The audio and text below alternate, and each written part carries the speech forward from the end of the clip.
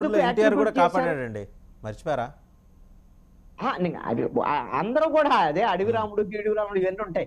అందుకని నేనేమంటానంటే సినిమాల్లో కాపాడటం వేరండి, సినిమాలు వేరు, మా వ్యవహారం వేరు.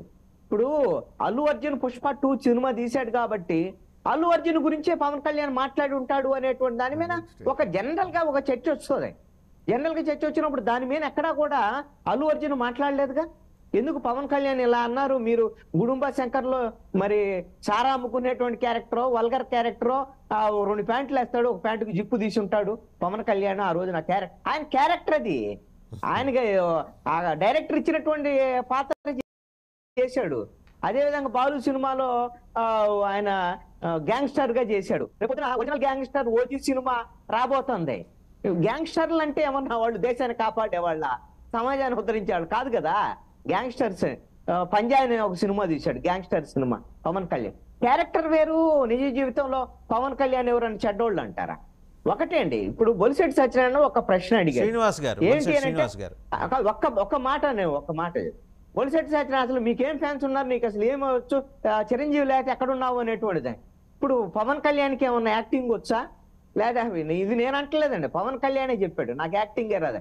వాళ్ళ అన్న అడ్డం పెట్టుకొని ఆయన సినిమాల్లో పాపం అన్నాళ్ళు నడిచాడు. అసలు అల్లు అర్జున్కి ఒకవేళ 10 సినిమాలు ఫ్లాప్ అయినా కూడా 11వ సినిమా తీయటానికి వాళ్ళ నాన్న ఉన్నాడు. అతనికి వచ్చిన ఇబ్బంది ఏముందండి? వాళ్ళ మీద వీళ్ళ మీద ఆధారపడాల్సినటువంటి అవసరమే ఉందండి.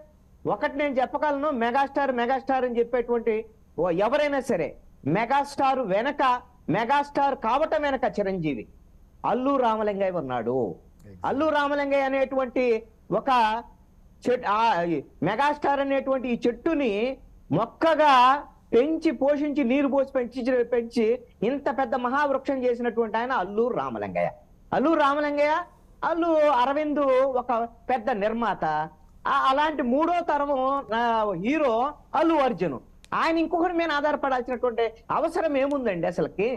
ఇక్కడ నేను ఇంకొకటి, రాజకీయాల్లో కూడా జనసేన పార్టీని ఎందుకు అల్లు అర్జున్ సమర్థించాలి? ఇందాక రజనీ గారు నిజాయితీగా చెప్పారు. అసలు చిరంజీవి సమర్థించాడా? చిరంజీవికి ఏమన్నా రాజకీయం ఉందా అని నేను అడుగుతున్నాను. ఇప్పుడు పలానా రాజకీయం ఉందా అని చిరంజీవిని చెప్తానంటే జనసేన పార్టీకి ఏమైనా ఆయన మద్దతు ఇచ్చాడా? జనసేన పార్టీలో అదే చెప్తాను వినండి. మరి వర్మ శాస్త్రి గారు, ఒకటి ఆయన చిరంజీవి మా తమ్ముడికే మద్దతు అని అంటాడు. అంతకుముందు వైఎస్ఆర్ కాంగ్రెస్ పార్టీకి మద్దతు ఇచ్చాడు, జగన్మోహన్ రెడ్డికి మద్దతు ఇచ్చాడు, 3 రాజధానుల మీద మద్దతు ఇచ్చాడు, మీ ప్రభుత్వం బాగుందని అన్నాడు. ఆ తర్వాత నరేంద్ర మోడీ అక్కడికి అల్లూరి సీతారామరాజు విగ్రహావిష్కరణ మీద అక్కడికి వెళ్ళినటువంటి పరిస్థితి ఉంది. ఆ తర్వాత ఇప్పుడు బీజేపీ వాళ్ళు పిలిస్తే ఎంపీ సీట్ ఇస్తాడు, వాళ్ళతో వెళ్ళటానికి రెడీగా ఉన్నాడు. కాంగ్రెస్ పార్టీకి ఇంకా రాజీనామా చేయలేదు. ఒక పొలిటికల్ స్టాండ్ అనేటువంటి లేనటువంటి వ్యక్తి చిరంజీవి. ఒక పార్టీ చెప్తానండి, మరి ఎట్లా జనసేనకు మద్దతు అని ఎలా చెప్పాడని చెప్తున్నారు ఆయన రాజకీయాల్లో. అందుకని ఆయన ఇష్టము అంతే తప్ప ఆయన ఇంకొకరిని ఎవరో అల్లు అర్జున్ ని నువ్వు ఆ పార్టీకి సపోర్ట్ చేయి, ఈ పార్టీకి సపోర్ట్ చేయటువంటి హక్కు అధికారం ఇంకొకళ్ళకి లేదు. అల్లు అర్జున్ ని ఈ రోజున కించపరిచేటువంటి విధంగా జనసేన పార్టీ వాళ్ళు కానీ మెగా ఫ్యాన్స్ కానీ మాట్లాడటానికి అర్హత లేదు. ఈ రోజున తెలుగుదేశం అత్యుత్సాహం ఏంటో చెప్పనా? తెలుగుదేశం అత్యుత్సాహం ఏంటి అని అంటే, అక్కడ మెగా ఫ్యామిలీలో విభేదాలు వచ్చినాయి అనుకోండి, బాగుంటుంది, వాళ్ళు స్ప్లిట్ అవ్వాలా, అది తెలుగుదేశం పార్టీ వాళ్ళ యొక్క అత్యుత్సాహం తప్ప ఇంకొకటి కానే కాదు.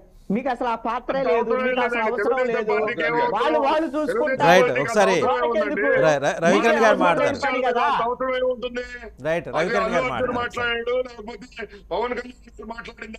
అదే అంటే తెలుగుదేశానికి అత్యుత్సాహం అవసరం లేదు, జనసేన వాళ్ళు మెగా ఫ్యామిలీ వాళ్ళు చూసుకుంటారు. తెలుగుదేశం పార్టీ ఏమన్నా అనిపించిందా? రైట్, రవికిరణ్ గారు మాట్లాడతారు ఒకసారి. ఒక నిమిషం శర్మ గారు, శ్రీధర్ గారు మీరు ఆవేశపడుతుంటే చెప్తున్నాను అందుకని. రవికిరణ్ గారు మాట్లాడతారు. అల్లు అర్జున్ గారు 2 దశాబ్దాలుగా పైచిలుక సినీ రంగంలో ఉండి తన ప్రస్థానం గంగోత్రి నుంచి ఒక పుష్ప వరకు చూస్తే అత్యద్భుతమైనటువంటి నటన కౌశల్యం ప్రదర్శించారు. ఒక స్టైలిష్ స్టార్ గా ఏ రకంగా ఎమర్జ్ అయ్యారో మనం చూస్తున్నాం. సో దానిలో నిర్వివాద అంశం. అలాగే ఆయన చాలా అద్భుతంగా మాట్లాడతారు, నాకు కూడా బాగా నచ్చుద్ది.